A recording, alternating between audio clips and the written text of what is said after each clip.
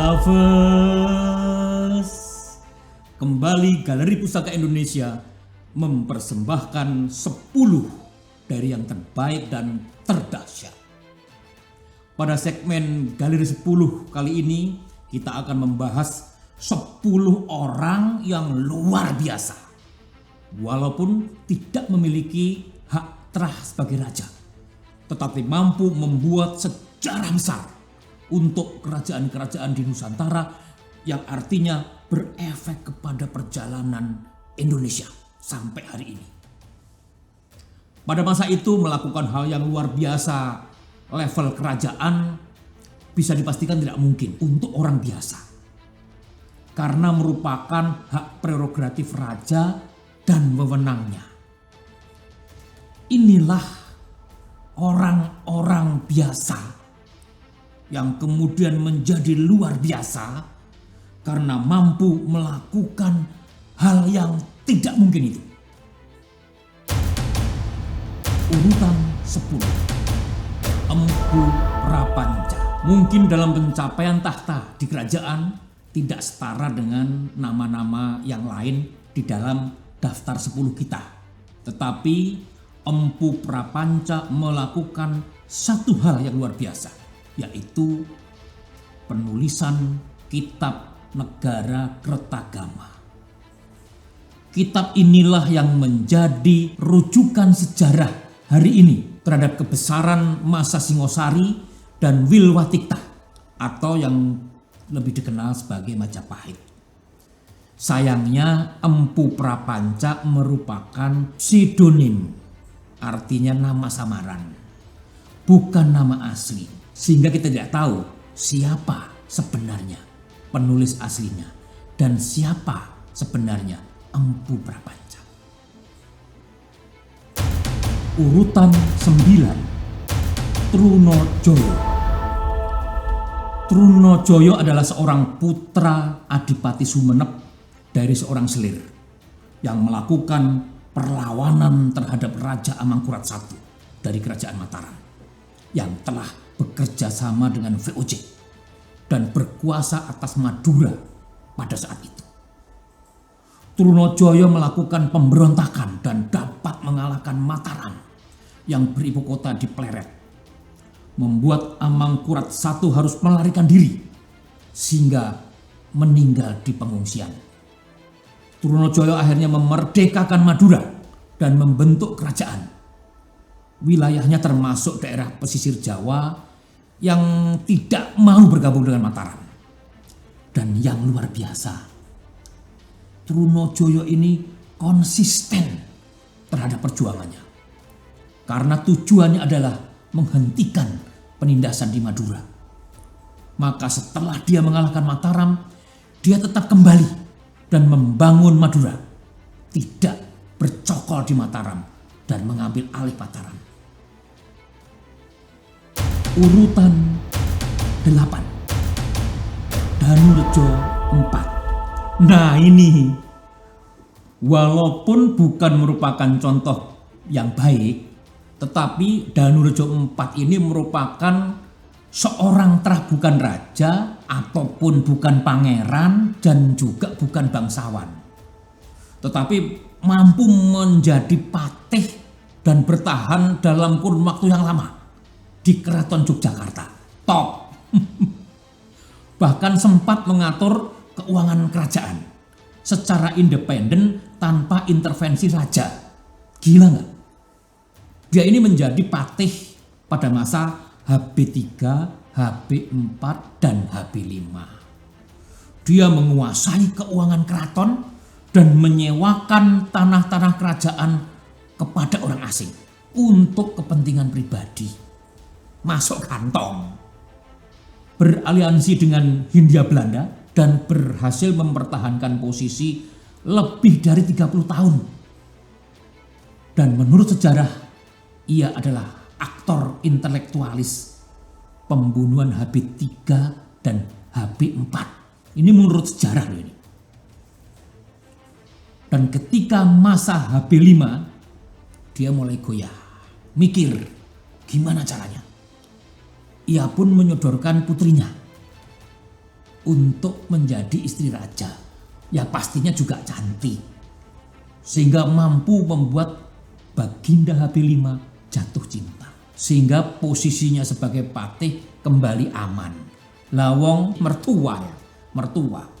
Setelah lewat beberapa lama akhirnya Habili pun dibunuh melalui tangan anaknya yang menjadi istri kesayangan Habili. Gila nggak? Wedian. Ia lakukan apapun untuk mempertahankan posisi dan menguasai pemerintahan Jogja dan mengeruk keuntungan. Top. Tapi jangan dicontoh. Urutan 7. Ken Arok adalah seorang yang benar-benar nobody. Gak punya terah raja, bukan anak selir, gak tahu dari mana datangnya, tetapi berhasil masuk ke lingkungan Kadipaten Tumapel, bagian dari kerajaan Kediri, dan men-take over kekuasaannya. Lebih dari itu pun, ia mengambil istrinya yang sangat cantik, yaitu Ken Dedes. Gak berhenti di situ. Ia kemudian menyerang Kediri dan menundukkannya. Orang edan nih. Luar biasa nih orang ini. Boleh dicontoh. Memindahkan ibu kota ke Singosari sehingga menjadi sebuah kerajaan yang besar. Top markotop. Untuk menyarukan yang tidak memiliki terah raja dan supaya meninggikan derajat Ken Arok, dan juga memang saking kisah kedigdayaannya itu memang luar biasa. Sampai kemudian ia pun dibilang titisan dewa. Sehingga asal-usulnya tidak dipertanyakan. Nah, kalau dibilang titisan dewa, mana yang ada membantah? Manut wae. Urutan 6. Raden Kusuma. Mas Ari yakin nggak ada yang tahu sampai Mas Ari sampaikan hari ini orang ini siapa. Bahkan silsilahnya pun tidak jelas. Apa orang ini luar biasa atau tidak, silahkan dinilai sendiri. Nah gini, ceritanya begini nih. Abad ke-13 pada masa Kertanegara berhasil meluaskan kerajaan Singosari sehingga sampai ke Sumatera, Pahang, Kalimantan, bahkan membuat gentar Raja Jagoan Kubilekan. Nah, tentu berita ini kan tersebar di seluruh daerah sampai ujung barat, ujung timur. Kedigdayaan Kertanegara pasti sudah jadi gosip, menjadi pembicaraan di seluruh pelabuhan-pelabuhan dagang. Setiap yang turun melabuh, mendarat, ceritanya pasti mengenai kehebatan Kertanegara. Menjadi raja yang sangat ditakuti.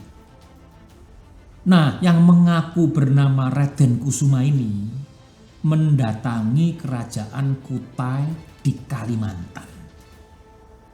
Merubah kerajaan menjadi bernama Kutai Kartanegara. Menikahi putri raja dan kemudian menjadi raja. Mari kita coba analisa. Merubah nama kerajaan jadi Kertanegara tentu karena dia kan bawa nama Kertanegara. Sehingga raja saat itu gentar. Karena pasti sudah dengar berita-berita dan gosip-gosip tambahan mengenai kehebatan Kertanegara, ya kan? Ya mungkin ya Kusuma ini bilang saya mau fasilitasi Kutai. Ya, saking getarnya ya diberikan putri raja dan menjadikan Kusuma ini raja pertamanya Kutai Kertanegara. Padahal mungkin ya recycle information, jual branding. Mas Ari ini merasa loh ya. Ini kok kayak ada yang gak pas. Apa benar dia mewakili Kertanegara? Apa betul resminya betul-betul utusan Kertanegara? Lawang dia melakukan ini tuh di tahun 1300. Jadi dia datang ke Kutai itu 8 tahun sesudah Kertanegara mangkat. Di garis bawahi lo ya, sudah 8 tahun Kertanegara itu wafat sebelumnya. Mungkin sekali ia memanfaatkan keterbatasan informasi saat itu. Nggak ada yang tahu. Kan berita dan komunikasi belum seperti sekarang. Tidak mungkin rakyat di Kutai melakukan konfirmasi. Ya kan? Ini 700 tahun yang lalu loh.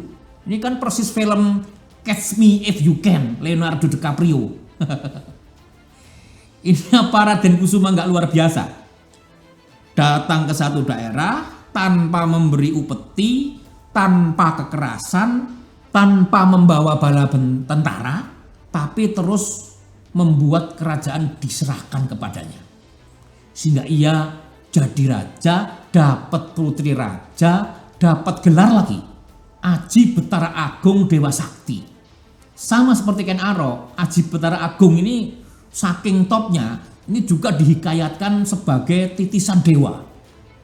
Jadi aman, nggak ada yang tanya asal usulnya.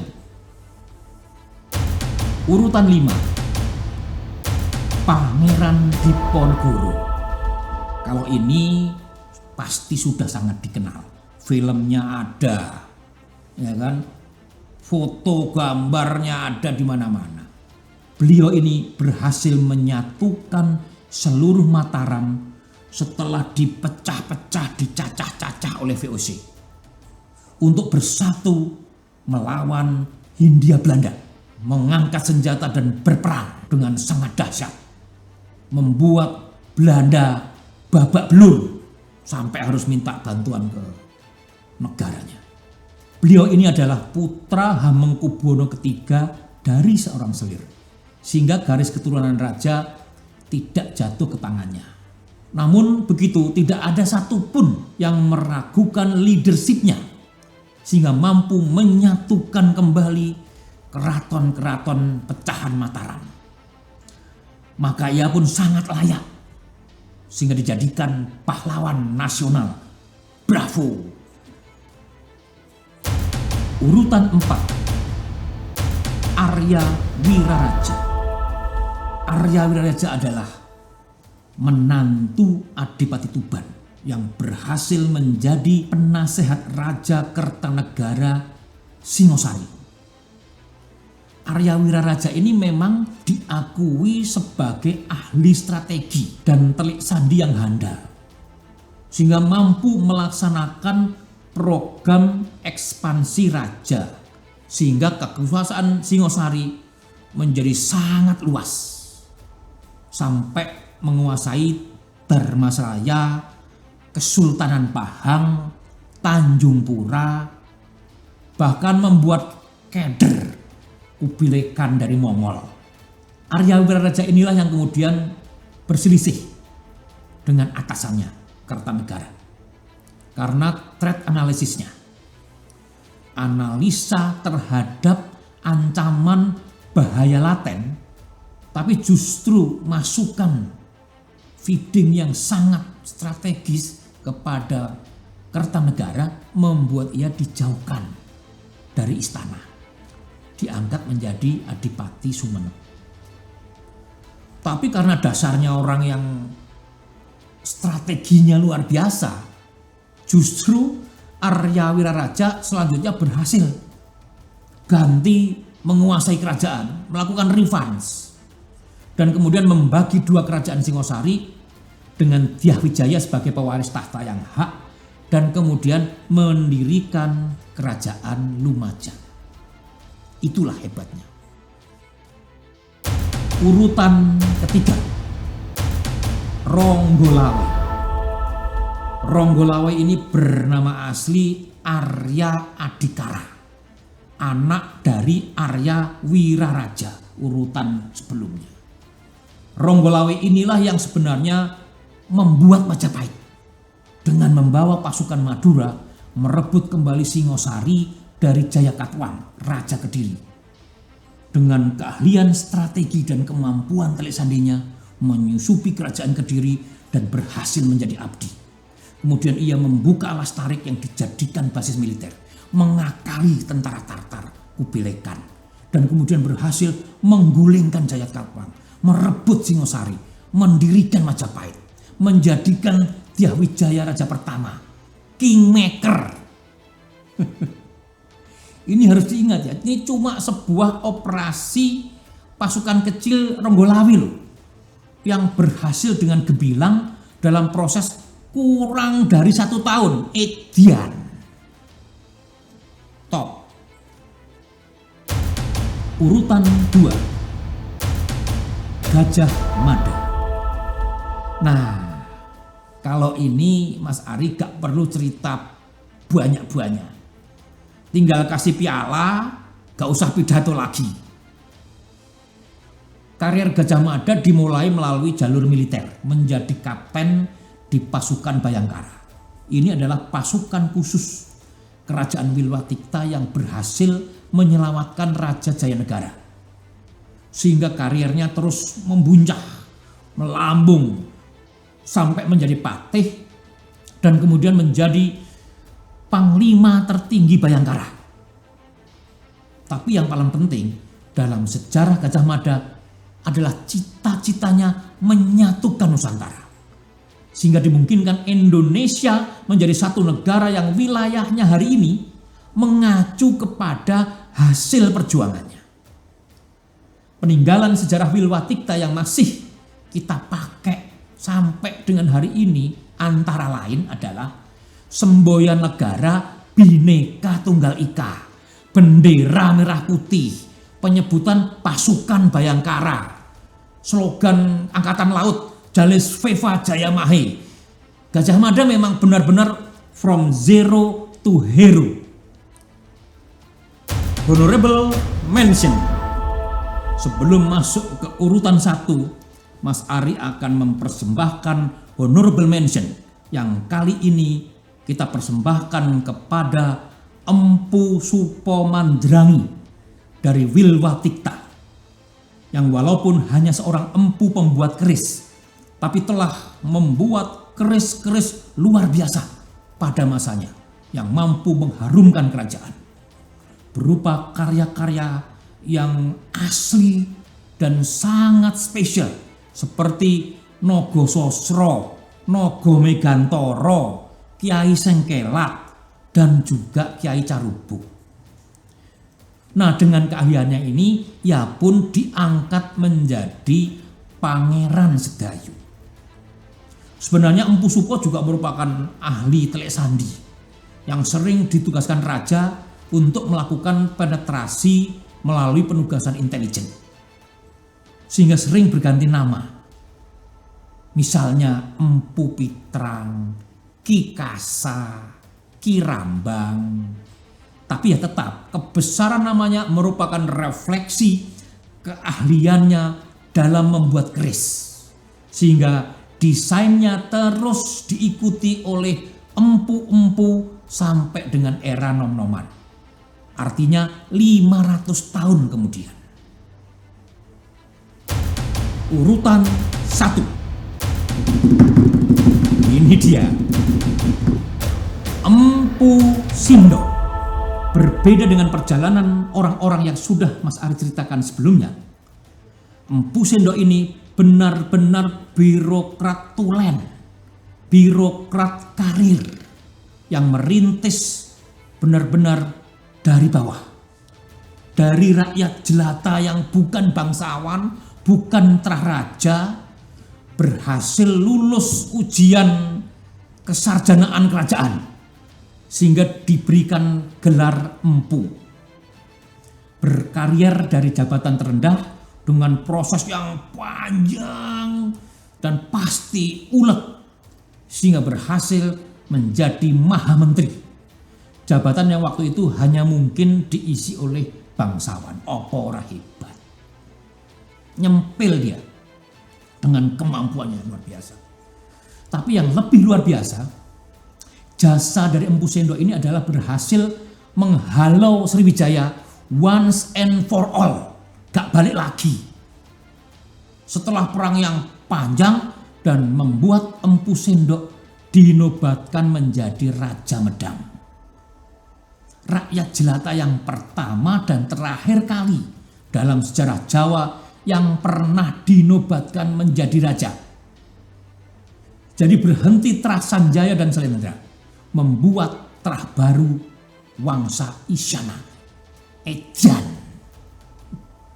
Sungguh cerita yang menginspirasi dan menyejukkan. Bagaimana perjuangan keras meniti jenjang karier berpuluh-puluh tahun tanpa lelah, akhirnya mampu mendapatkan jabatan yang tertinggi. Gantang cita-citamu setinggi langit.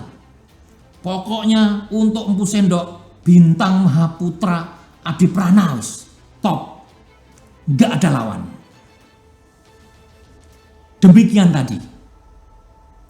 Sudah kita babarkan 10 bukan raja rakyat jelata dan juga bukan yang berdarah biru. Akan tetapi mampu menjadi 10 orang yang sangat berpengaruh pada perjalanan kerajaan-kerajaan di Nusantara.